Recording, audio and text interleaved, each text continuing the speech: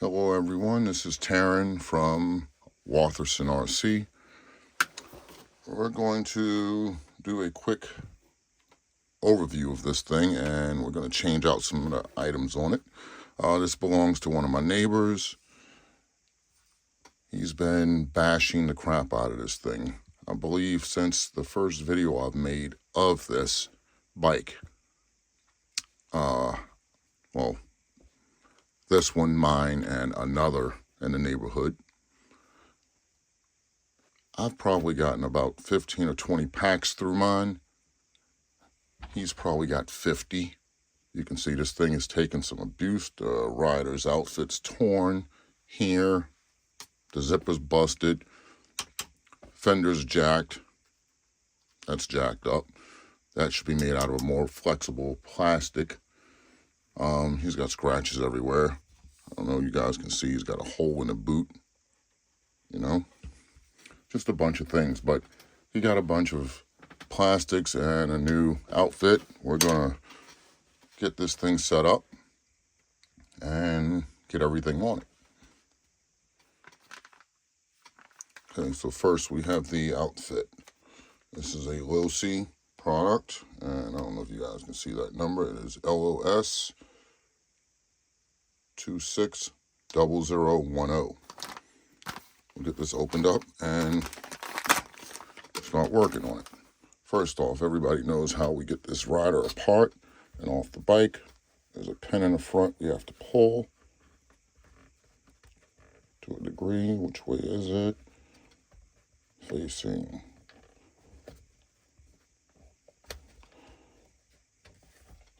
Pull our clip out. Pull our pin out the back of the torso. Put this back in here so we don't misplace that. Now the rider can flip up. Give this a quarter turn, pop that off. Now we're about ready to get the lower end off, okay? A couple of things I've noticed with these bikes, even though this bike has the raised pegs, they don't always help, okay? So what I've done with my bike, I've taken a piece of rubber hose. I've put it on the peg to raise the foot up a little bit, because if you look, I don't know if you guys can see that, that boot's kind of trashed. That one actually has a really nice hole in it, if you can see that. But anyway, let's get this dude out of his clothes.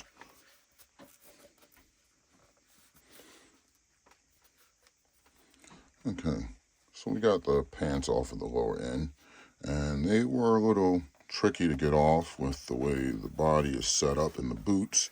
They should have made the boots to the point that they could actually pop off or something. And one of the biggest things that I've noticed with these plastic riders is that they should have had more flexibility.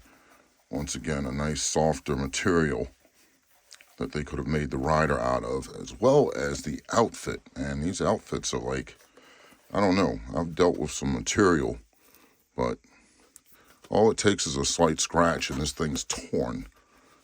You know, and I'm hoping that some of the other companies I've seen out there that are selling these outfits or jersey setups, top and bottom, that are way more expensive than these, I hope they're in better, well, I hope they're made out of a better material. But anyway, so we're going to pull these up on them. Get it all the way up. This is like tedious. It's crap. Okay, there's one side. I feel like this stuff might even tear just trying to put it on. And it has the Fox logo on it. That's a good one for us bike enthusiasts that have ridden motocross, off-road, scrambles, whatever. You know? Yeah, that doesn't look too bad. Still goes with the color scheme of this bike. Now for the top end. Here's the top jersey that isn't torn up yet. Nice Fox insignia on it. Now, in order to get the top half of the rider off, we're going to have to take off the handlebar guards. And with that, we're going to need I believe a 2.0 driver. One screw here.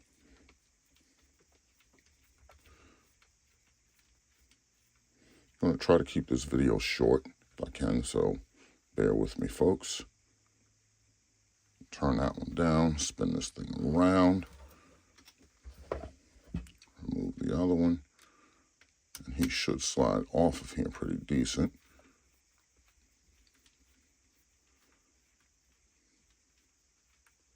You don't have to remove the screw completely, just enough to get the guard to move down. Now, his hands should theoretically pop off of here. They should, really. There it goes, because the arms can actually move on this thing. There we are. There's one.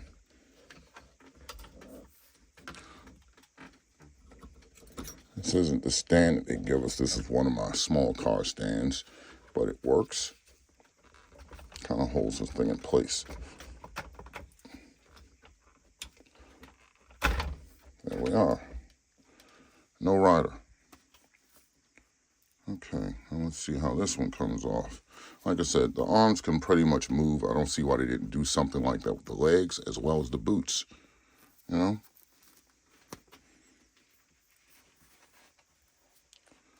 All right, so we got the top end of the jersey on him. It looks good. It actually looks better than the original. We can put a number in that because that looks like it's supposed to be a 1. But anyway, let's set that aside and let's get moving on this. So to change the plastics on this thing, same thing. We're going to use a 2.0 driver. We're going to start removing everything. I'm not going to show it, but we'll remove it. And we're going to go with his theme, blue. Yamaha blue, or brilliant blue is what it's called by Yamaha.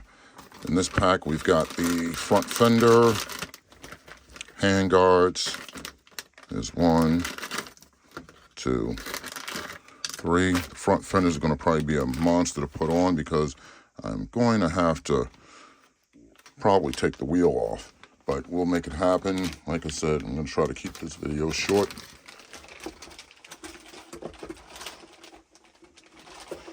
We have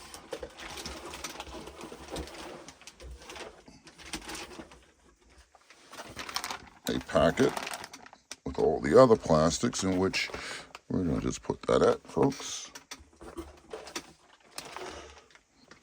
There. This is another Losi product. Part number, if you can see it, is LOS-2306 for the blue. And this has the short front fender on it for the SM, not the MX. These are universal for the MX or the SM. These are the regular body panels, and that is a LSO 26001. All right, so let's get this open, and I'll be right back. So that kit came, this panel kit came with all the panels, side fairings, front, rear or side, rear fender, a little trim panel or saddle, and it came with the MX front fender if you want it.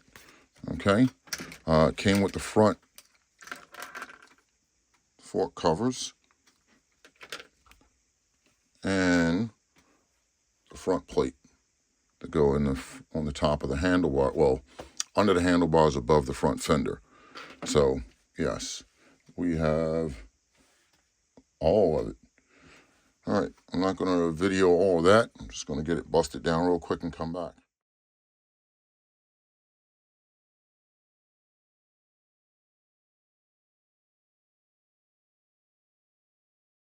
Okay, so they actually gave us 2 sticker sheets. What is that? FRX, Motorsports, Losi, all the good stuff. Club Matt MX, you know, on this sheet. And then they also gave us this is the one I saw in the beginning, the KYB, Losi, all of that Dunlop. Yeah. And we're going with the sheet that has the blue in it because a lot of this blue and white, to me, it's more catchy with this theme. All right. So we got all of that together on there. I didn't film any of that because that is time consuming, tedious. So we'll just set him back on here where he needs to go. That's on. Put this back on.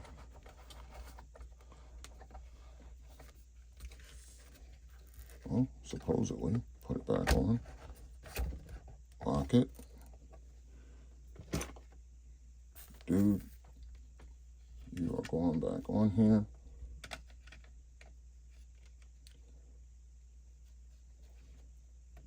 Oh, I thought you were. Okay.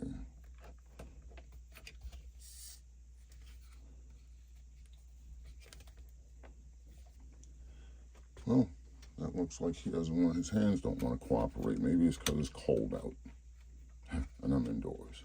I'm just kidding, folks. There we go. There's the one. Yeah, this little stand I have for some of my small cars does hold this thing pretty steady sometimes if you get it right.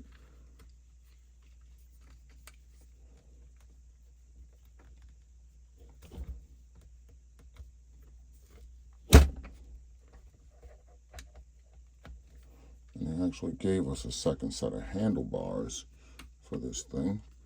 Yeah, we're about done with this, you know. Excuse me, trying to get some focus in on this, folks. And yes, my little table is jacked up. I built this small table for my little cars. My table that I have for my larger vehicles is actually in disarray. Let's put it like that. What I have on it right now is about 60 pounds of stone. Anyway, we'll put these last two screws in on this. You can see what he looks like. He wants to get my neighbor wants to get a matching outfit, and he's torn on the Yamaha outfit and a few other ones.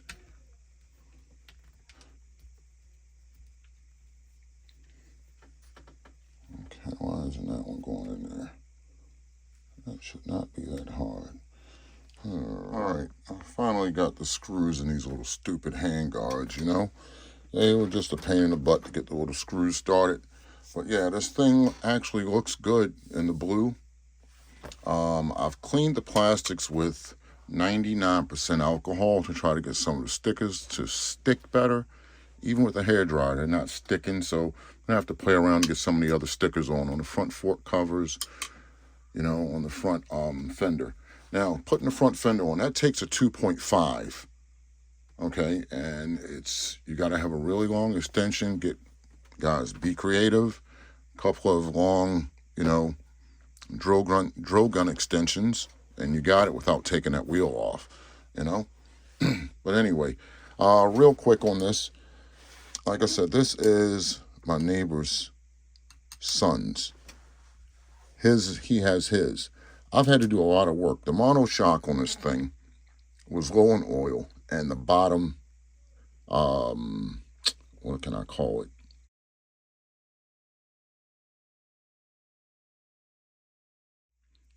The nut / anchor for the lower control arm or swing arm, that piece popped off on his because it wasn't threaded. You've got about almost a 1/4 inch of thread. That thing shouldn't have popped off, you know. The motor spun a couple of times. Let's see, the first time when it spun, the bolts to hold the motor in were loose. They weren't tight to hold it in place so you can set your mesh. Second time, it made a funny sound and stopped running. The pinion gear on the motor was loose. Once again, no thread lock. You know, just small things, people. I'm not complaining, just stating a fact so people can look out. With these bikes, what I've noticed also is before I run mine, I, like with most of these things, massage the shocks it'll perform better. If you let it sit and sit and sit, take it out, it's going to bounce around. It's not going to have shock compression. But nevertheless, that is my neighbor's son's Promoto SM, converted almost to a Yamaha. He's fond of it. So if you take that, and then we have mine. Mine isn't as bashed as his, but he's gotten a lot more batteries out of it. A whole lot more. Now, this kid's been running this thing, and I mean, he's been running it and doing a wonderful job. All right. Let's see. Christmas is coming up. Merry Christmas to everyone. Be safe. Hopefully everyone has a safe and happy New Year. Like and subscribe. Thumbs up, please. And take it easy.